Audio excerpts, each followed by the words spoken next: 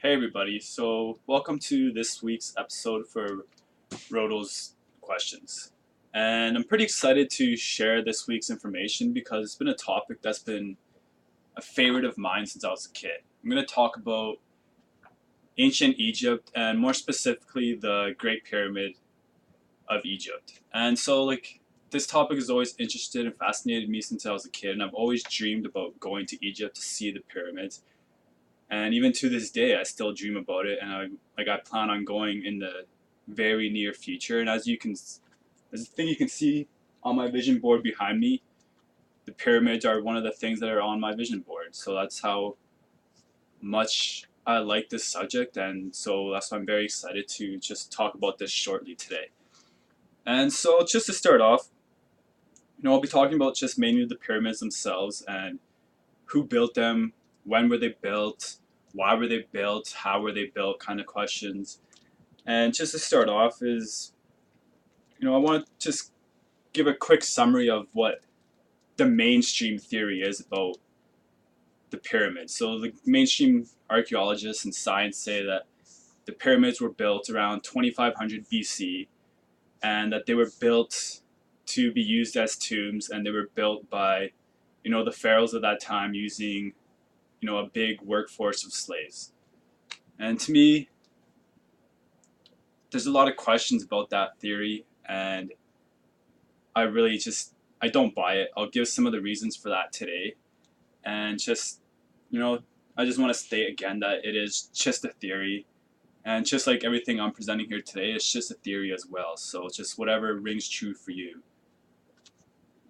All right. So one thing I want to touch on is that the pyramids are built so perfectly and with so much hidden knowledge encoded into them that I find it really hard to believe that they were built by just some primitive hunter gatherers type people.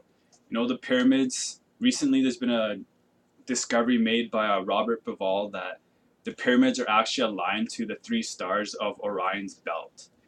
And this alignment doesn't occur in 2500 BC. This alignment goes back another 8,000 years to 10,500 BC.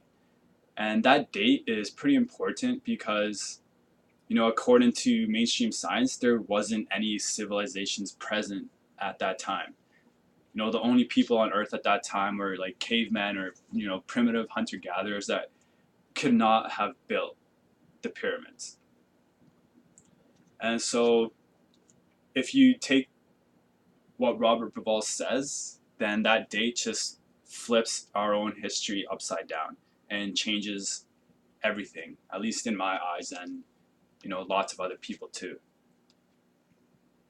And so there's lots of, like I said, there's lots of hidden knowledge in the pyramids. You can actually calculate the circumference of the Earth from studying the Great Pyramid, and you can also calculate the distance between the Earth and the Moon, the distance between the Earth and the Sun. Pi is present in almost every corner of the pyramid. Also, the golden ratio is present in the pyramid. They, some of the chambers point to some other stars in our solar system, and just, the list could go on and on about hidden knowledge in the pyramids. So, it is pretty truly amazing, and it's also a scale model of the northern hemisphere of the Earth. So one other thing I wanted to touch on about the whole dating, about going back to 10,500 BC, one other thing of great significance is the Great Sphinx that is located right next to the pyramids. Recently, there's been discoveries that have shown that the Great Sphinx has been weathered down over the years due to water erosion. And for anyone that doesn't know, Egypt is in the middle of the desert, and they don't exactly get a lot of rain. And so people have looked back, and to have the kind of erosion that the Sphinx has on it, they would need to have like kind of monsoon rains or something to that equivalent, and that hasn't happened in Egypt for over 10,000 years. So that's just another thing pointing to the pyramids being a lot older than 4,500 years, as we've been led to believe. And so I also don't believe that the pyramids were built as tombs for the pharaohs. A couple reasons for that is that there's no hieroglyphs in the pyramids. You'd think that if these great kings were to use these pyramids as their tombs, that they would at least have their name written somewhere or be decorated with gold or whatever, just like a lot of the other structures in Egypt are decorated with gold and hieroglyphs covering all the walls. There's none of that in the Great Pyramids. There's never been a single mummy recovered from one of the Great Pyramids. So if they're used as tombs, where are the mummies? These are just common sense questions that need to be asked. And so if they weren't built as tombs, what were they built for? And there's a lot of theories concerning this question, and I don't really have the answer, but just some of the more popular theories, I guess, would be something to do with aliens. People could say they're landing pads for aliens, or just space stations, whether you want to believe that or not. Or another theory is that they were used as power plants. And in a recent discovery at the pyramids in Bosnia, and yes, there are pyramids in Bosnia, they've shown that there's actually an energy beam shooting up from the top of one of the pyramids there. And a lot of the ancient structures, including these pyramids, were built along the Earth's energy grid, the ley lines. And so this theory might hold some water. And so there's like a million other theories about why the pyramids were built. So if you're interested, just do the research and see what rings true for you. All right, and so another great question is who actually built the pyramids? And there's pyramids all over the world, everywhere from Egypt to Bosnia to Peru and Mexico, all the way to China. Yes, China has hundreds of pyramids. And there's commonalities in the building structure, in the building of all of these structures. The way they lay down the huge stones, stones that weigh hundreds, if not over 1,000 tons. How did they do this? And so how did all of these ancient cultures that were supposedly hunter-gatherers and primitive and had no contact with each other build structures almost in the exact same way? Was there an advanced race of intelligent human beings that supplied this knowledge to all these cultures? Or did the advanced human race build all of these structures themselves, and these ancient cultures just inherited it from them? These are all interesting questions, and it's definitely worth researching. And so if there was an advanced civilization that helped build the pyramids or gave the information needed to build the pyramids, what happened to them? Where did they go, and where did all of their knowledge go? I mean, how come we can't duplicate this kind of building and mastery today? Like in the 70s or 80s, I believe, there's a group of Japanese scientists and engineers that tried to build a pyramid, not even to that size of the Great Pyramid, but on a smaller scale, and they failed miserably.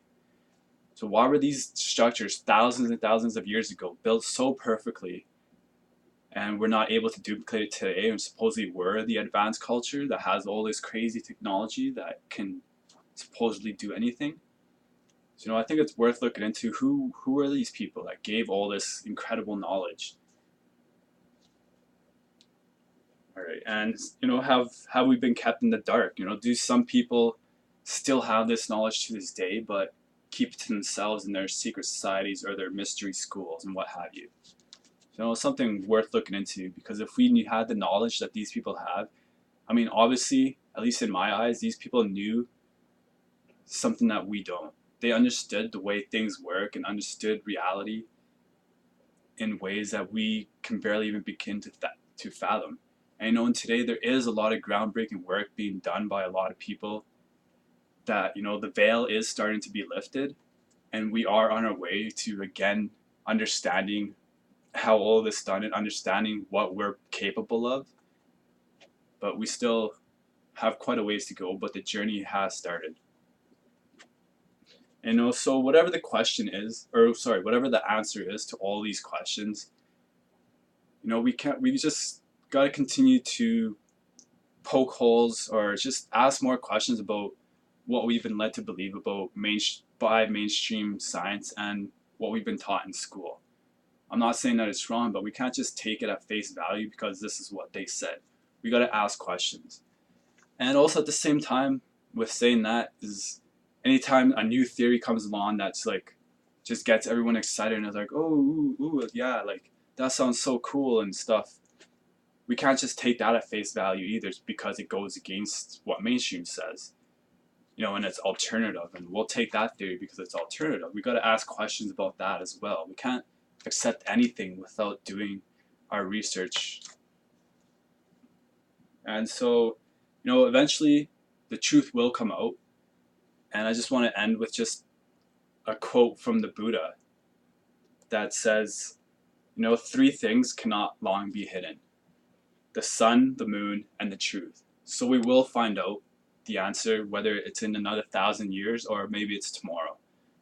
So if you're interested in Egypt, I urge you to do a little bit of research, as this topic can lead to several other topics, and just it's been fascinating to me, and I look forward to hearing more about this topic, whether they were built 4,500 years ago or 25,000 years ago, whether they were built by aliens or slaves or some master race of human beings. I just look forward to researching more, learning more, and forming my own opinions.